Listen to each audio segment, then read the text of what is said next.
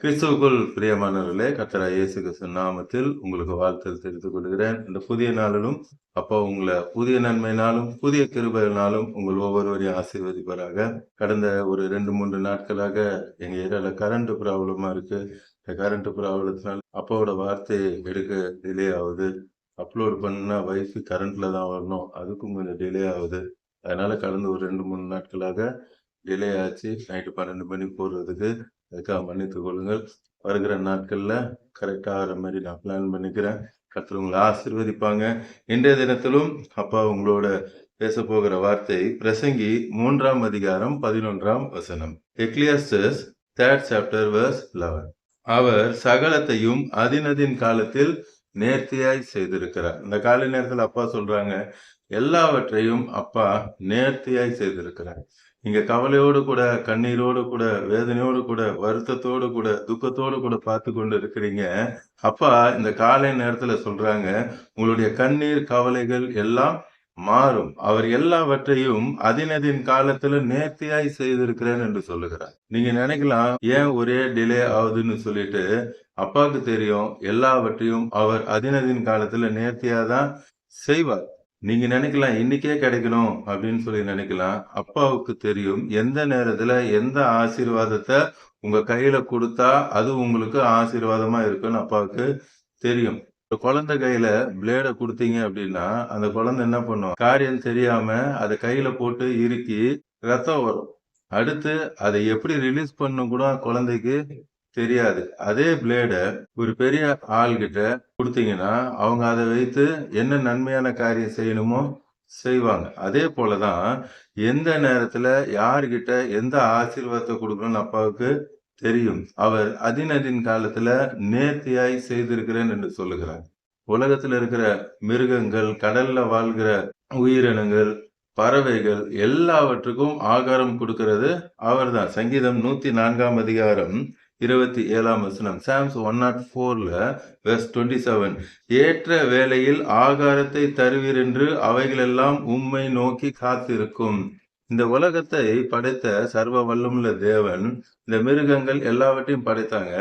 அது கூட என்ன பண்ணுமா, எங்க அப்பா எனக்கு சாப்பாடு கொடுப்பாங்கன்னு சொல்லி அது காத்து கொண்டு இருக்கும். நிச்சயமாய் அப்பா தருவார் என்று சொல்லி. ஆனா மனிதராகிய நாம தான் காத்திருக்கிறதுல சோர்ந்து போய் நடக்கலையேன்னு சொல்லி துக்கப்பட்டு கொண்டிருக்கிறோம். அப்பா மீண்டுமா சொல்றாங்க, நான் எல்லாவற்றையும் நேர்த்தியாய் செய்வேன்.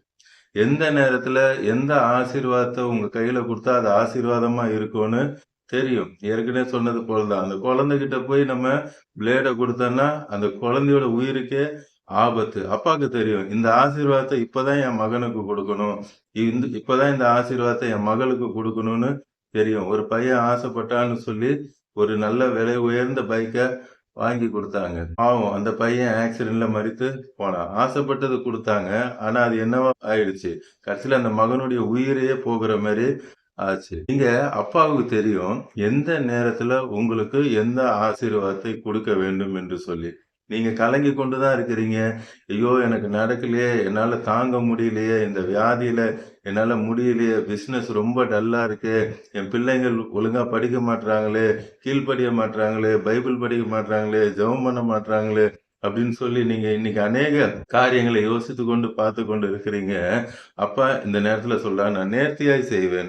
எரேமியா 33ஆம் அதிகாரம் 14ஆம் வசனம். Jeremiah 33rd chapter verse 14. இதோ நாட்கள் வரும் என்று கர்த்தர் சொல்லுகிறார். இந்த ஜோஸ்பால் சொல்ல அண்ட சராசரங்களை படைத்த அப்பா சொல்றாங்க, நாட்கள் வரும் என்று கர்த்தர் சொல்லுகிறார்.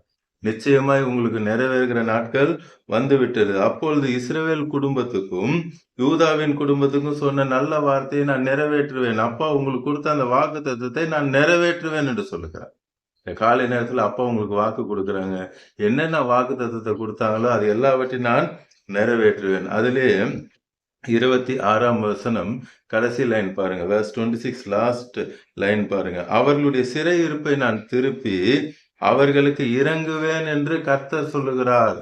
உங்களுக்கு இறங்குவேன் என்று சொல்லி மீண்டும் அப்பா சொல்றாங்க. உங்களுக்காக அப்பா இறங்கி வந்துட்டாங்க. உங்களுக்காக அப்பா உயிரையே கொடுத்திருக்காங்க. 3வது நாள் உயிரோட எழுந்தாங்க. இப்போ உங்க கூடயே இருக்காங்க. அவர் உங்களை வழி நடத்துவதற்காக உங்க கூடயே தான் இருக்கிறாங்க. நான் உனக்கு போதித்து நீ நடக்க வேண்டிய வழியை நான் உனக்கு காட்டுவேன்.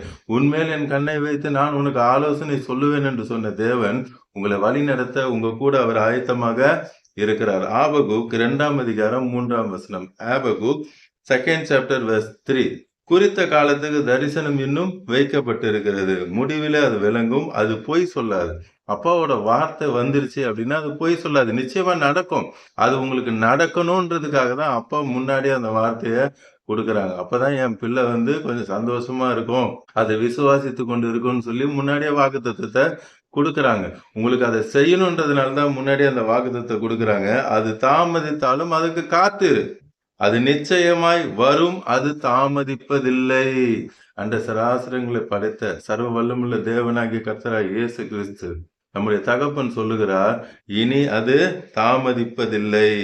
அடுத்த வசனம் 4ல பாருங்க, அருமையா சொல்றாங்க, தன் விசுவாசத்தினாலே நீதிமான் பிழைப்பான். இது கிடைக்கும்னு சொல்லி நீங்க எப்படி இருக்கணும்? விசுவாசத்துல இருக்கணும். ரோமர் 4ஆம் அதிகாரம் 17ஆம் வசனம். Romans 4th chapter verse 17. அநேக ஜாதிகள் உன்னை தகப்பனாக ஏற்படுத்தினேன் என்று எழுதியிருக்கிறபடி. இங்க ஆபிரகாமை குறித்து பார்க்கிறோம். அவர் அநேக ஜாதிகளுக்கு தகப்பன்னு எழுதி இருக்கிறபடின்னு சொல்ற. அப்ப அப்பாவோட வார்த்தை சொன்னது அவருடைய வாழ்க்கையில நிறைவேறினது. அவருக்கு குழந்தையே இல்லை, ஆனா திரளான ஜனங்களுக்கு தகப்பனாக வைப்பேன் என்று சொல்லி அப்பா வாக்கு கொடுத்தாங்க. பூமியில இருக்கிற எல்லா சந்ததியும் உங்ககிட்ட இருந்து தான் வரும்னு சொல்லி அப்பா வாக்கு கொடுத்திருக்காரு. ஆனா அது நடக்கிறதுக்கான சாத்தியக்கூறே அவருக்கு இல்லை. பிள்ளை இல்லாதது இருந்தது. அவன் தான் விசுவாசித்தவருமாய். ஆபிரகாம் அங்க என்ன பண்ணாங்க? விசுவாசித்தாங்க. அடுத்து மரித்தோரை உயிர்ப்பித்து இல்லாதவைகளை இருக்கிறவைகள் போல் அழைக்கிறவருமாய் இருக்கிற தேவனுக்கு, இல்லாதவைகளை இருக்கிறவைகள் போல் அழைக்கிற தேவன். இன்னைக்கு உங்க வாழ்க்கையில என்னென்ன காரியங்கள் இல்லை என்று சொல்லி கலங்கி திகைத்து கொண்டு பார்த்து கொண்டு இருக்கிறீங்களோ, காலை நேரத்தில் அப்பா உங்களை பார்த்து தான் சொல்றாங்க, அந்த இல்லாதவைகள் எல்லாவற்றையும் இருக்கிறவைகளாக நான் அழைக்க போகிறேன். எல்லாம் உண்டாகும். இல்லாத உலகத்தையே, இவ்வளவு பெரிய உலகத்தையே அப்பா உண்டாக்கும் பொழுது உங்களுடைய தேவை அப்பாவுக்கு சின்ன காரியம். அது நிச்சயமாக உண்டாக்குவார். ஆபிரகாமுக்கு குழந்தையே இல்லை. அப்பா சொன்னாங்க, உனக்குள்ளதான் சந்ததியே வரும் என்று சொல்லி. இன்று நாம் எல்லாரும் ஆபிரகாமுடைய சந்ததியா இருக்கிறோம். இன்னைக்கு நீங்க குழந்தை இல்லைன்னு வேதனையோட பாக்குறீங்களா? உங்களுக்கு குழந்தைய கொடுக்க அப்பாவுக்கு வல்லமை உண்டு. அதுக்கு தேவை விசுவாசம். ஆபிரகாம் விசுவாசித்தான். 18ஆம் வசனம் பாருங்க, verse 18. உன் சந்ததி இவ்வளவா இருக்கும் என்று சொல்லப்பட்டபடியே, அப்பா வாக்கு தத்துவம் கொடுத்தபடியே நிச்சயமாக நடக்கும். தான் அநேக ஜாதிகளுக்கு தகப்பனாவதை நம்புகிறதற்கு அவனுக்கு ஏதுவில்லாது இருந்தும் அதை நம்பிக்கையோட விசுவாசித்தான். இன்னைக்கு அப்பா உங்களுக்கு கொடுத்த வாக்கு தத்துவம், நீ அநேக ஜாதிகளுக்கு கடன் கொடுப்பாய், நீயோ கடன் வாங்காது இருப்பாய்ன்னு அப்பா சொல்லியிருக்காங்க. அதை நம்புறதுக்கு உங்களுக்கு ஏதுவே இல்லாம இருக்கும். இது எப்படி நடக்கும்? எனக்கு ஆயிரக்கணக்கில், லட்சக்கணக்கில், கோடிக்கணக்கில் கடன் இருக்கு. கடன்காரங்க கழுத்து நெருக்கிட்டு இருக்கிறாங்க. எப்பொழுதும் ஃபோன் பண்ணி டார்ச்சர் பண்றாங்க. இது எப்படி நடக்கும்னு சொல்லி நம்புறதற்கு ஏதுவில்லாம இருக்கும். அப்படி இருக்கும் பொழுதும் அந்த வார்த்தையை நீங்க விசுவாசிக்கும் பொழுது அந்த வார்த்தை உங்க வாழ்க்கையில நிச்சயமாய் நிறைவேறும் என்று சொல்கிறார்.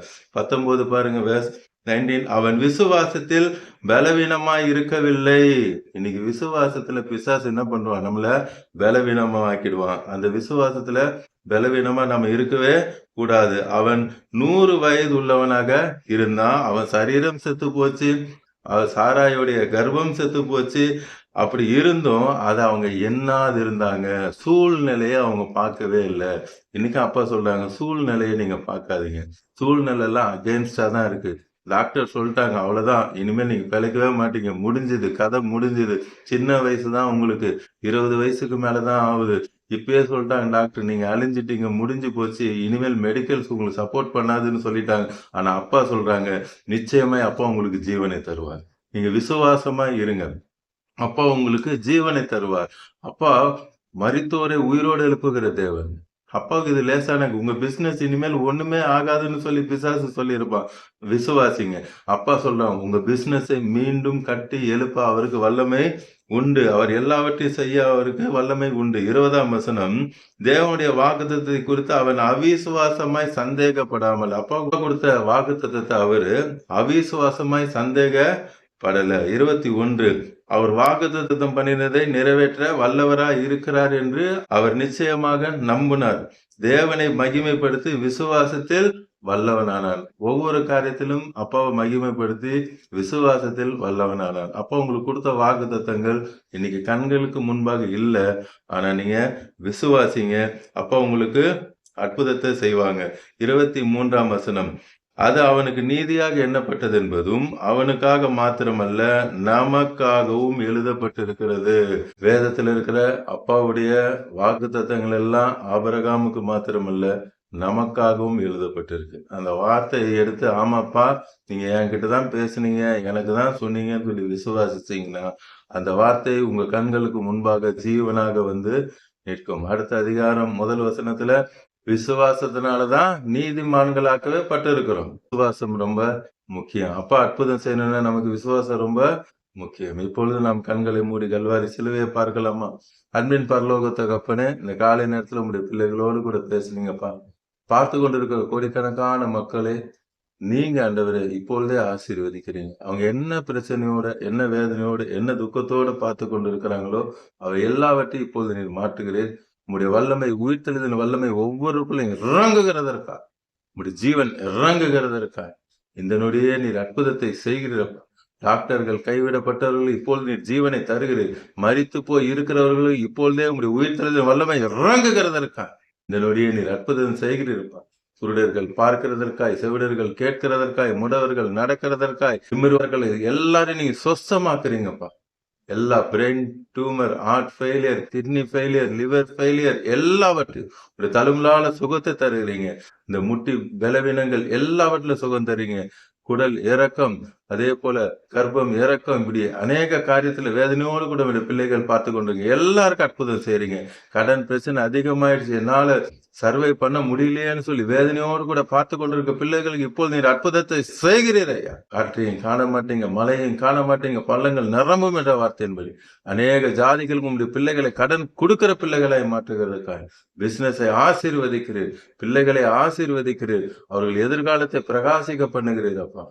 குழந்தை இல்லாதவர்களுக்கு குழந்தை பாக்கியத்தை தருகிறீர், வீடு இல்லாதவர்களுக்கு வீட்டை தருகிறீர். அவங்க என்னென்ன ப்ராப்ளத்தோடு இப்போது பார்த்து கொண்டிருக்கிறாங்களோ எல்லாவற்றையும் உங்களுடைய மகிமையின் ஐஸ்வர்யத்திலிருந்து நீரே சந்திக்கிறதுக்காக நன்றி. சிங்க குட்டிகள் தாழ்ச்சியடைந்து பட்டினியா இருக்கும், அப்பாவை தேடுகிறவர்களுக்கு ஒரு நன்மையும் குறையப்படாது என்ற வார்த்தையின்படி பார்த்து கொண்டிருக்கிற கோடிக்கணக்கான நம்முடைய பிள்ளைகளுக்கு ஒரு நன்மையும் குறையப்படாதபடி எல்லா நன்மைகளாலும் இப்பொழுது நிரப்பி நீர் ஆசீர்வதிக்கிறதுக்காக அவள் குடும்பத்தை ரட்சித்து ஆசீர்வதிக்கிறேன். இயேசு நாமத்தில் ஜெபிக்கிறேன், நல்ல பிதா. ஆமென், ஆமென். தொடர்ந்து பாருங்க, அப்போட வார்த்தையை கேளுங்க, அநேகருக்கு ஷேர் பண்ணுங்க. எல்லோரும் ரட்சிக்கப்படட்டும், ஆசீர்வதிக்கப்படட்டும். உங்களுக்கு பிரேயர் பாயிண்ட்ஸ் இருந்தா கமெண்ட்ஸ்ல போடுங்க, உங்களுக்கு ஜெபிப்பேன். ஏசப்பா கண்டிப்பா உங்களுக்கு அற்புதம் செய்வாங்க. அதே கமெண்ட்ல ஏசப்பா எனக்கு அற்புதம் செஞ்சுட்டாங்க நீங்க சாட்சி சொல்லுவீங்க. God bless you. பிரைஸ் எல்லாம்.